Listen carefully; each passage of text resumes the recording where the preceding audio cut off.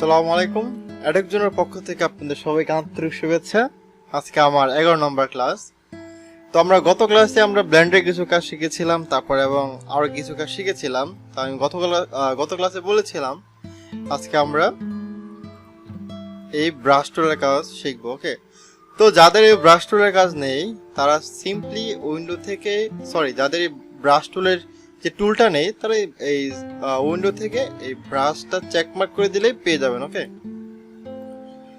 তো আমরা কথা না বেরিয়ে কাজে চলে যাই।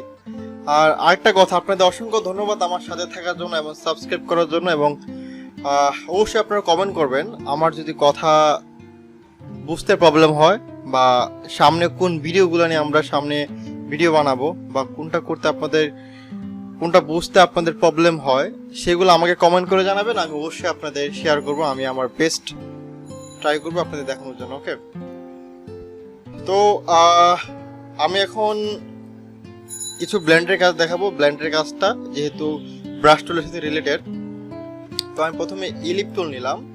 ইলিপ টুল থেকে আমি এই ইলিপ টুল সিলেক্ট করে আমি আমার কিবোর্ডের শিফট এবং অল্টার চাপ দিয়ে ধরে একটা সার্কেল ক্রিয়েট করলাম, তাই না? তো সার্কেলের আমার ফিলটা হচ্ছে অফ এবং এই স্ট্রোকটা হচ্ছে অ্যাক্টিভ। হ্যাঁ,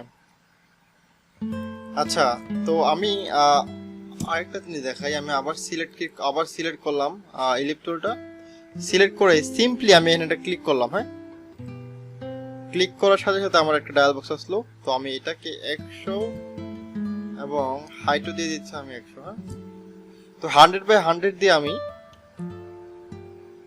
একটা সার্কেল ক্রিয়েট করবো যেটা উইথ এবং হাইট হচ্ছে 100। হ্যাঁ, এই যে, তো আমার এখানে ফিল্ডের দরকার, স্ট্রোকের দরকার নেই, তো আমি এখান থেকে রিভার্স করে দেবো ক্লিক করে। তো এই হলো আমার স্ট্রোক, ডিলিট করে দিলাম এবং এটা ফিল্ড। তো আমি অল্টার ক্লিক করে এটাকে আমি ড্র্যাগ করে ডাবল করে নিলাম। তারপর সবগুলোকে সিলেক্ট করে পাথফাইন্ডার থেকে এই যে ইন্টারসেক্টে ক্লিক করলাম। আমি পাথফাইন্ডার কাজগুলো দেখিয়েছিলাম প্রিভিয়াস ক্লাসে, যারা দেখেনি তারা দেখে আসতে পারেন। ওকে, তো এই হচ্ছে আমার অনেকটা দেখতে পাতার মধ্যে একটা শেপ হয়ে গেল। তো আমি এটাকে একটু রোটেট করে দিলাম।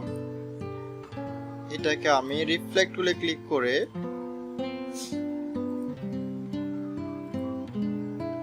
কপি করে দিলাম। ওকে,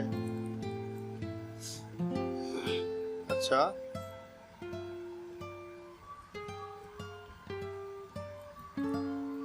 আমি এই দুইটাকে গ্রুপ করে দিচ্ছি। অবজেক্ট থেকে গ্রুপ করে দিতে পারি, আবার কন্ট্রোল ধরে জি ক্লিক করলে অটোমেটিক শর্টকাট এটা গ্রুপ হয়ে যাবে। তো আমি এটা গ্রুপ করে দিলাম, এটাও গ্রুপ করে দিলাম। অবজেক্ট গ্রুপ, এই দুটোকে আমি অ্যালাইন করার জন্য আমি অ্যালাইন করে দিলাম। আচ্ছা, আমার এটাও গ্রুপ করা আছে, এটাও গ্রুপ করা আছে। তো আমি এই দুইটা সিলেক্ট করলাম, সিলেক্ট করে অবজেক্টে ক্লিক করলাম। অবজেক্ট থেকে ব্লেন্ড, ওকে, ব্লেন্ড থেকে মেক। আমি আবার অবজেক্টে ক্লিক করব, অবজেক্ট থেকে ব্লেন্ড থেকে এখন ব্লেন্ড অপশনে ক্লিক করব। ওকে, ক্লিক করার পর আমি এটা চেঞ্জ করে আমি স্পেসিফাই স্টেপে ক্লিক করে দিলাম আর এই প্রিভিউটা সিলেক্ট করে দিলাম, তাহলে আমি দেখতে পারবো এখানে কি করছে। হ্যাঁ, তো এখানে 9 দেওয়া আছে, মানে এটা আর এটা এই দুইটা পাতার মাঝখানে টোটাল 9টা পাতার 9টা পাতার পেয়ার আছে। হ্যাঁ, তো আমি যদি এই 9টাকে কমাই তাহলে এটা এই পাতাগুলো মাঝখানেগুলো কমে যাবে, আবার যদি বাড়াই আবার বেড়ে যাবে। ওকে, তো আমি এখানে 9টা পাতা রাখলাম, দেখতে ভালো লাগছে। তো আমি ওকে ক্লিক করলাম। তো এই ছিল আমার ব্লেন্ডের কাজ শেষ। এখন আমি অবজেক্টে ক্লিক করে এক্সপ্যান্ড করে দিলাম। ওকে, আচ্ছা, এখন আমি এটাকে সিলেক্ট করে এই যে ব্রাশ টুল, এই ব্রাশ টুলের এখানে ড্র্যাগ করে ছেড়ে দিব। যখন আমি এটাকে ড্র্যাগ করে ছেড়ে দিতে নিলাম, ঠিক তখনই এমন একটা ডায়ালগ বক্স আসবে, সেখানে আর্ট ব্রাশ সিলেক্ট করে দেবো আমি এবং ওকে ক্লিক করব। ওকে ক্লিক করার পরে এমন একটা অপশন আসবে, সেখানে আমি নাম দেব, যেহেতু আজকে আমাদের ক্লাস 11 নাম্বার ক্লাস, তো আমি নামটা দিলাম 11 ক্লাস। ওকে, তারপর এখানে আমি এই যে ডিরেকশনটা এটা সিলেক্ট করে দিব। ওকে, বটম টু টপ। আর এটাও কখন সিলেক্ট করা লাগবে সেটা আমি দেখাবো, আগে এটা দেখে নিই। আমি ওকে সিলেক্ট করে দিলাম। এই দেখুন, যখন আমি ওকে ক্লিক করার পর আমার এখানে কিন্তু একটা ক্লাস 11 লেখা আসতেছে, তাই না? যেহেতু আমি 11 লিখে ওটা সেভ করেছিলাম, তো এই যে ব্রাশ টুলটা আমি সেভ করেছি। এখন যদি আমি এই ব্রাশ টুলের একটা কাজ দেখাই, সেটা হচ্ছে আমি ইলিপ টুল নিলাম, ইলিপ টুল থেকে আমি একটা সার্কেল নিলাম, যে সার্কেলে স্ট্রোক দেওয়া আছে বাট ফিল দেওয়া নাই।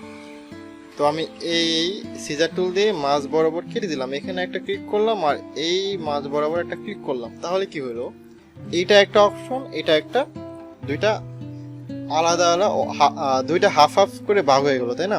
তো আমি এখানে সিলেক্ট করে, এটাকে সিলেক্ট করে যদি আমি এই যে ব্রাশ টুল, এখানে যদি আমি সিলেক্ট করি ব্রাশ 11, ক্লাস 11, এখানে যদি আমি ক্লিক করি তাহলে দেখুন, দেখতে পাচ্ছেন না? তো আমি যখন এই সার্কেলের হাফ স্ট্রোকটা সিলেক্ট করে এখানে ক্লিক করলাম, তখন এটা ডিজাইনটা কেমন হয়ে গেল। আর আমি যদি এখানে সিলেক্ট করি, এটা সিলেক্ট করে দিয়ে আবার আমি এটা ক্লিক করি, তাহলে কিন্তু আবার এটা এখান থেকে ঘুরে এই পর্যন্ত চলে আসছে, তাই না? এটাকে আমি কপি করে এই পাশে রেখে দিলাম। আর এটাকে আমি যদি আবার এটাকে সিলেক্ট করে আমি আবার এখানে রেখে দিই, এখন যদি আবার আমি আর্ট ব্রাশ সিলেক্ট করে নিলাম, আবার ওকে ক্লিক করে দিলাম, আমি এটার নাম দিলাম অ্যানাদার। হ্যাঁ, এখন আমি আগে কিন্তু ডিরেকশন সিলেক্ট করেছিলাম এটা বটম টু টপ, কিন্তু আমি এখন এটা সিলেক্ট করব টপ টু বটম। ওকে, তো আমি এটা সিলেক্ট করে যখন ওকে ক্লিক করলাম, এখন যদি আমি এটা ক্লিক করি, আগে যখন ক্লাস 11টা যদি আমি ক্লিক করি, তাহলে দেখুন কি হচ্ছে, উল্টা হয়ে যাচ্ছে এদিকে, তাই না? আর যদি আমি অ্যানাদারটা ক্লিক করি, যেটা পরে করেছিলাম ডিরেকশনটা বটম টপ টু বটম ছিল যেটা ডিরেকশন, সেটা ক্লিক করাতে আমার এরকম হয়ে গেল। হ্যাঁ, আশা করি আপনারা বুঝতে পেরেছেন। তো এই যে আমি এটা করলাম আর এটা করলাম, এই দুইটা যে ডিরেকশনটা দেখালাম, যখন আমি এইটা করেছিলাম, এটার নাম ছিল ক্লাস 11 আর এটার নাম ছিল অ্যানাদার। হ্যাঁ, তো আমি যখন এইটা করেছিলাম তখন কিন্তু ডিরেকশনটা দিয়েছিলাম আপ, যেটা আপ ছিল। হ্যাঁ, বটম টু আপ। আর তারপর যখন আমি এটা করেছিলাম, এই যে এইটার যে এটা ছিল, ব্রাশ টুলটা ছিল, সেটা ছিল অ্যানাদার, যেটা আমি ডিরেকশন সিলেক্ট করার সময় সেটা ছিল টপ টু বটম। ওকে, তো আমার এত টপ টু বটম এত কিছু করার দরকার নাই, আমি জাস্ট একটা ডিরেকশন সিলেক্ট করলেই হবে। সিলেক্ট করার পর সাপোজ আমার এইটুকু হয়েছে, তো আমি এটাকে আমি রিভার্স করে দিতে পারি। এই যে এখান থেকে অল্টা ক্লিক করে আমি যদি কপি ক্লিক করি, এই যে, হ্যাঁ, সেম কাজ হয়ে গেল। তো আমাকে আর কষ্ট করে ওই আবার নতুন করে আর একটা অ্যানাদারটা করা দরকার লাগবে না, যেহেতু আমি রিভার্স করে করতে পারছি। ওকে,